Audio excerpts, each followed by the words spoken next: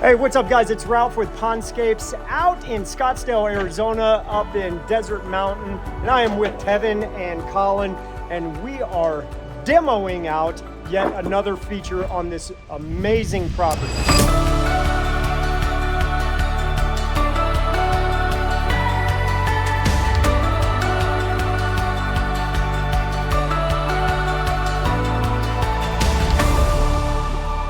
What we have is yet another stream that is dated. It needs some help, and the help that we are giving it is just making it go away. What is going to be really cool about this one, this is a big visible feature. As you walk down the hallway here, you can look out the windows and see this beautiful courtyard. Now, something that we are gonna do a little bit different on this feature versus what it is now. The homeowner asked us if we could shrink it up. It's just a wide body of water. So what they really wanna do is be able to plant more plants in here. So we are going to shrink it up on the sides.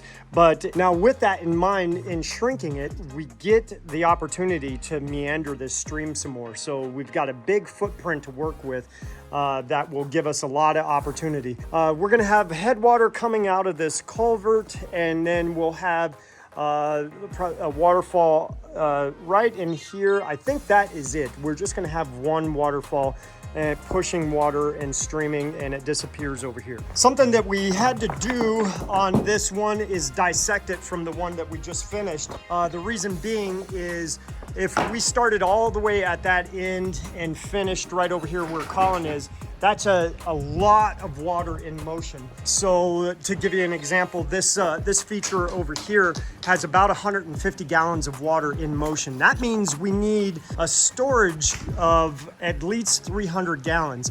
We want to double the amount of water storage potential. And if we were going to go from there all the way to here, we would need to store close to 900 to 1,000 gallons of water. And we don't have a lot of real estate to make that happen.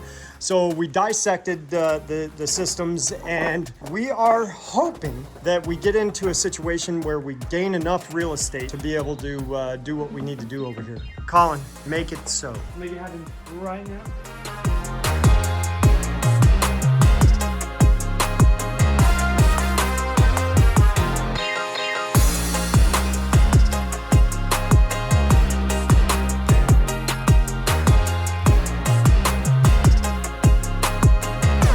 All right, you guys probably know we like to point out the hurdles when we're doing projects. Outside of it still being summertime, second week of September, and we're still way over triple digits. I think it's 108, 109 today. All of that aside, we don't have machine access right here for the demo.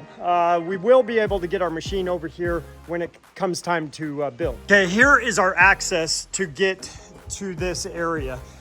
We will be able to pull in our excavator when the time is right so we can handle bigger rocks. But for now, we just got to remove all this little stuff by hand, put them in the wheelbarrow, and then come on over here, run up the ramp into the back of the trailer, dump it, and get it out of here. So our demo process was much easier on this project over here, but when we get over here, obviously we've got a tighter space. But once we get in here and actually start building, we'll start from the very back and start working our way back towards the headwaters. So we do have the ability to get our machine in there, so that won't be so bad, but this demo is definitely gonna be a butt kicker. This is, I believe, the second attempt at making these function properly. So they had different floating skimmers and lots of plumbing in here. And right over here on the other side of this wall, here is the external pump and filter system. Still was a challenge to keep this clean and properly running, because when it was not running and in operation, you had a stagnant body of water. So it really had to run continuously. And with all of these leaves and debris, those tiny little floating skimmers would need to be emptied on a daily, if not a couple times a day, process. So even if this was running 24 hours a day, the leaf debris that collects in here from all the adjacent plants would come in here, clog up these filters and these floating skimmers, and they would have to be emptied out at least once a day, if not more often.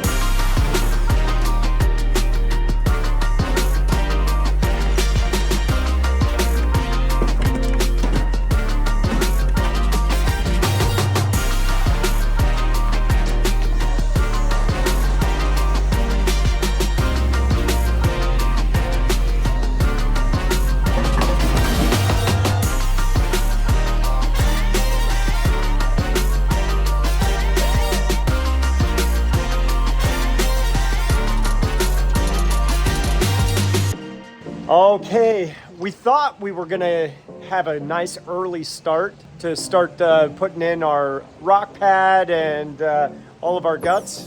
Gotta drain it out first. So we had a torrential downpour last night up here, and you can see the roof pitches that come into this space. It really brought a lot of water down in here.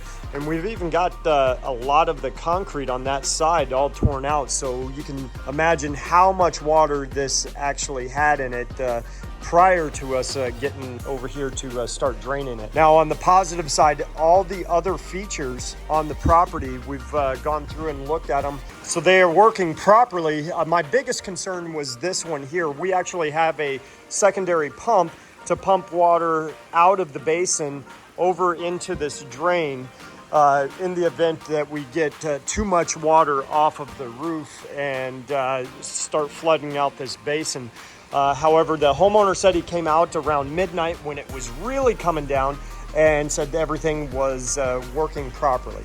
Now, what was our nemesis on this project right here, that big 8-inch pipe, is actually helping us right now. So Tevin has this clean out pump. We've got the drain is right down there. Clean out pump is in our other feature. So that's pumping it out, draining into this well. That is going out and discharging into the backyard. So we'll be able to get this thing pumped out in pretty short order.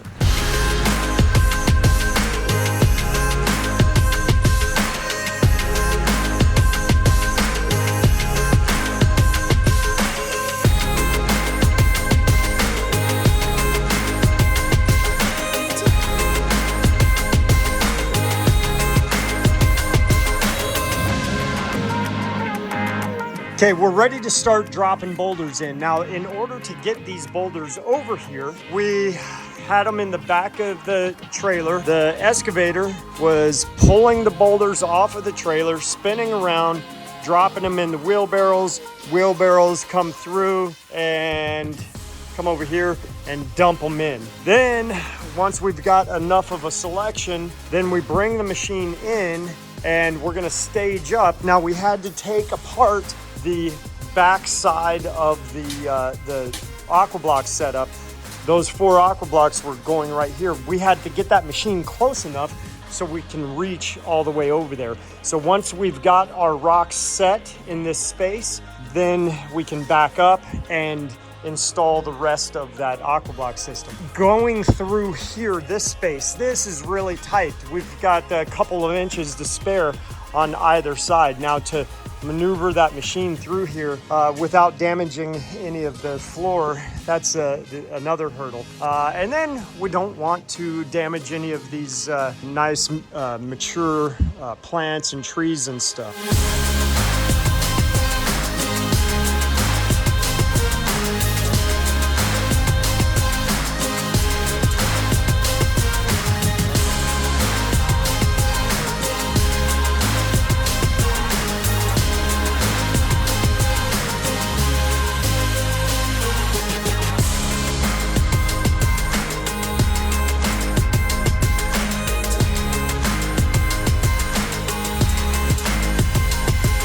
We are putting down a piece of cover tape to hold down this piece of liner over top of this one. So I'm going to be putting down a little bit of primer on this layer right here. And then I'm going to cut a piece of cover tape to go over the top of it and seal it right on top of these two pieces of liner.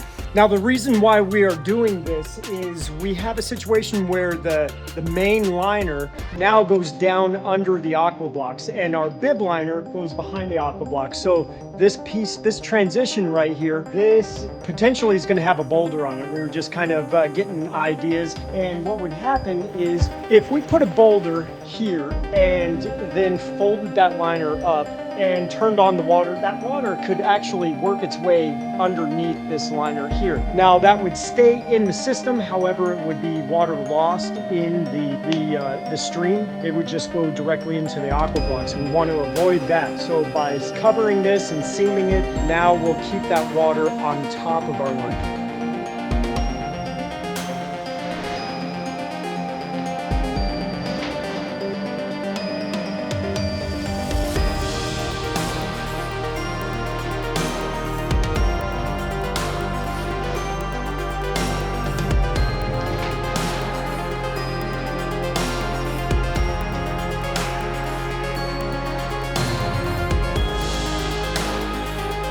All right, we are getting our final elevation worked out as far as our stream goes. Now coming over here to the right where Colin's standing, that is going to be where that starts to taper up. That's going to be our waterfall over there. Right here is our headwaters that gives that illusion that it's coming through this culvert that we're standing on. Now that pipe is tucked in over on the side between this rock work and the new stream. So we're going to have a series of T and a couple ball valves to run water to this guy. We'll upflow through this, and then we'll have a small spillway to start that waterfall.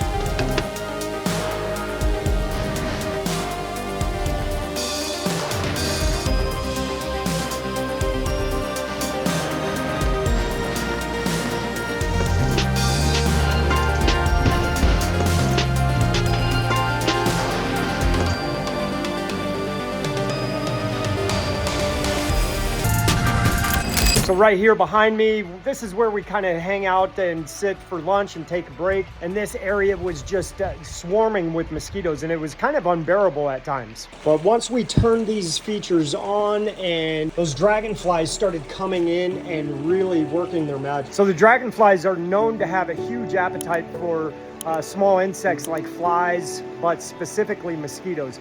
So that has been another reason why this stream system, these pondless waterfalls, have been a huge asset for this home. If you'd like to learn more about these beautiful water features or dragonflies, look us up at pondscapesaz.com or on any of our socials at pondscapesaz. Thanks for watching, and we'll see you in the next one.